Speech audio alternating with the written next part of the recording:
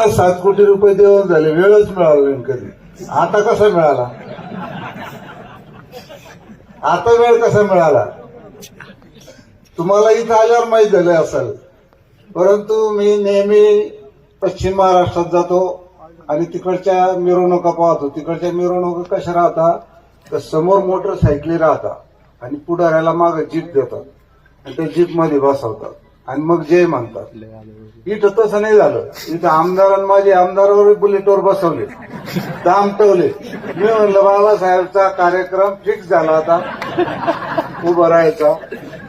कारण काय, आता आमदाराची लोकसभा खासदार प्रमुखाची गरज नाही, कारण आमच्या सह्या याच्या पेपरवर चालत नाही. कोणता फॉर्म? बी फॉर्म येतो ना, त्या बी फॉर्मवर आता जिल्हा अध्यक्षाची सही लागते, जिल्हा प्रमुखाची, आणि ते जिल्हा प्रमुख झाले. त्याच्यामुळे आमच्याकडे तिकीट मागायचं काही काम नाही राहिलं.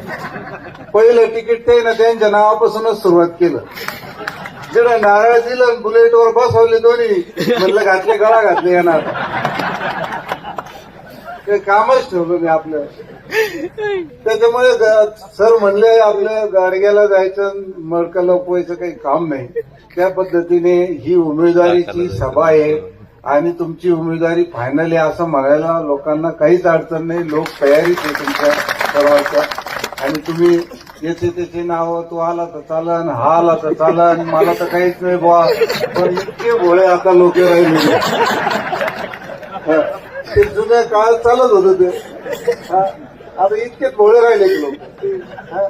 सगळ्याला माहिती आहे तुम्हाला उमेदवार व्हायचंय, तुम्हाला अध्यक्ष बी व्हायचंय, तुम्हाला सगळं वरून खालून जुळून येईल दिसू राहिलं त्यांना.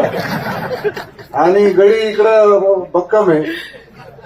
एकनाथ शिंदे पासून तर इथपर्यंत कसं आणायचं कसं न्यायचं, 1300 कोटी रुपये कसे आणले ते एकनाथ शिंदेलाच कळलं नाही कधी दिले आणि कशा सह्या झाल्या, कधी नेले कधी राहिले. 160